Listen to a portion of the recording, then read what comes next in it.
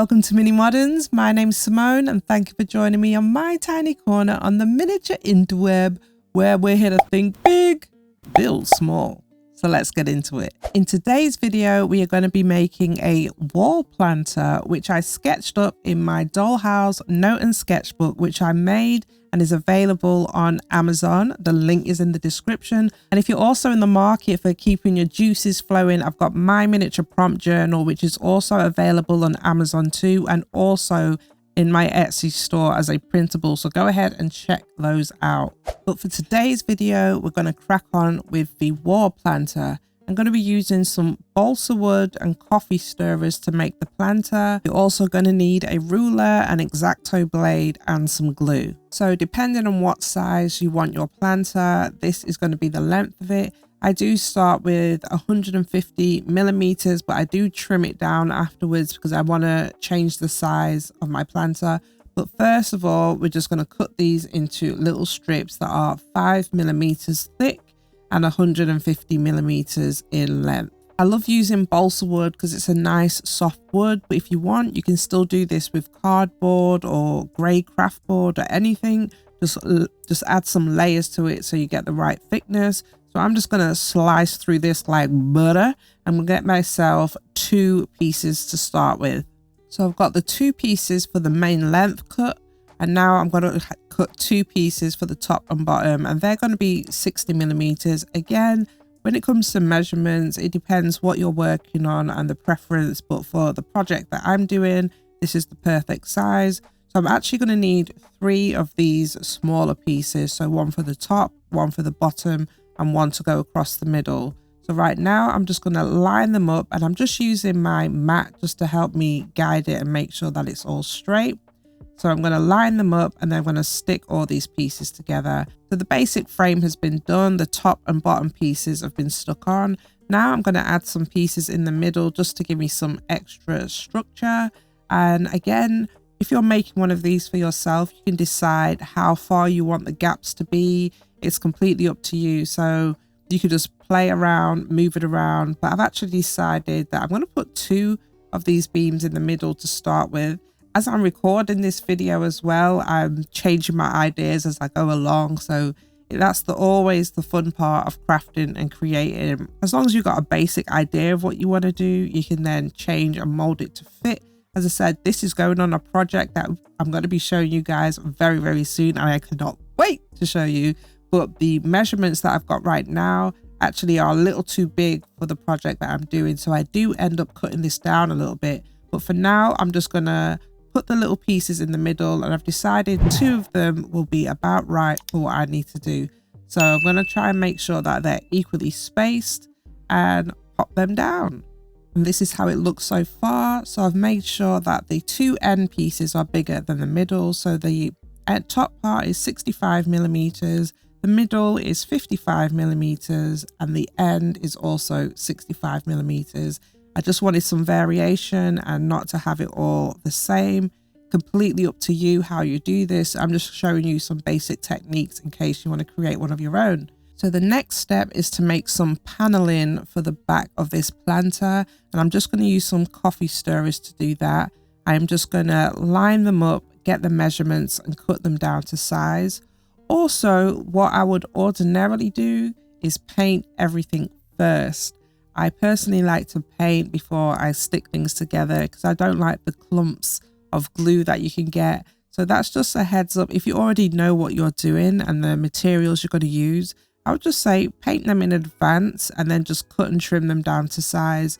It just saves on the gluey mess. I always know that I should do this for myself and then I don't, because a lot of the time I'm trying to like prototypes and creating as I go and I'm thinking about them. So, you know, those are just little heads up and tips that I just think are very useful. So you see that I've cut this coffee stirrer so it fits perfectly snug into this piece here.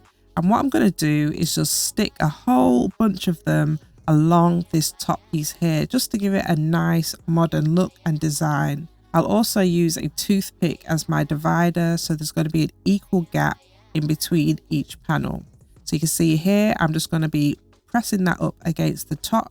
I'm going to use a toothpick as my divider I just trim the toothpick down so that it's not taking up the whole of the space. I just want them there as a gap. So once my first piece is stuck down, I just put my toothpick in place and get the other pieces that I've cut and then just stick that in place and then just keep rinsing and repeating. And this is how it looks so far. If you want, you can do paneling all the way through each section, or you can stop like what I'm going to do now to add another section for a tray or a planter holder if you like. So this is where I'm going to stop with the paneling on this top layer. And now I'm going to add a holder for plant pots and trays or whatever you want on there. So we're going back to the balsa wood to make this tray. It's going to be about 70 millimeters by 20 millimeters for the size that I want. Again, if you're doing this yourself, just measure to your own preference. So we're basically going to make ourselves a nice rectangle. And when that piece is cut, we're just going to add some wood glue and stick it to our frame on that thick piece of balsa wood that we put in the middle. And now I'm going to add some more balsa wood to frame the piece that we've just done. I'm going to have a piece at the front and 2 pieces at the side. So I just cut the side pieces so they fit into the gap here. So I'll just show you, just slide it in. Also use my sandpaper just to sand out any pieces that weren't smooth enough.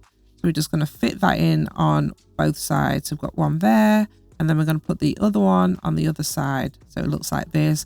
Always remember to get rid of any excess glue as well. So here is when I actually decided to cut this down a bit, because the project that I'm working on, I didn't actually need this full length. It will still work perfectly if you're doing 1/12 scale, the length that it is, but I wanted to change it because I had a change of heart with what I was actually currently working on. So I'm just going to trim this down, sand it to make it all smooth. This is actually a better size for me, and it will still work at this size for 1/12 scale as well. So I went ahead and finished the rest of the paneling on the whole of this planter, and I think it looks really, really nice. And I'm also going to add the shelf that we just did before to the bottom. So here we have the style of the planter, so it can stand up, it can be held up against the wall. You can go to town with this.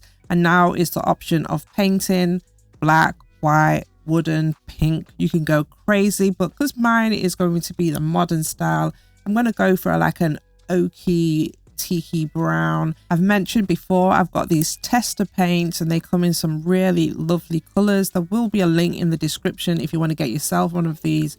I'm going to go with the natural oak color. I'm just going to give it a couple of layers of this just to really bring out that natural look. If you wanted to keep it the original balsa wood color, I just advise sanding everything down to make sure it's nice and smooth.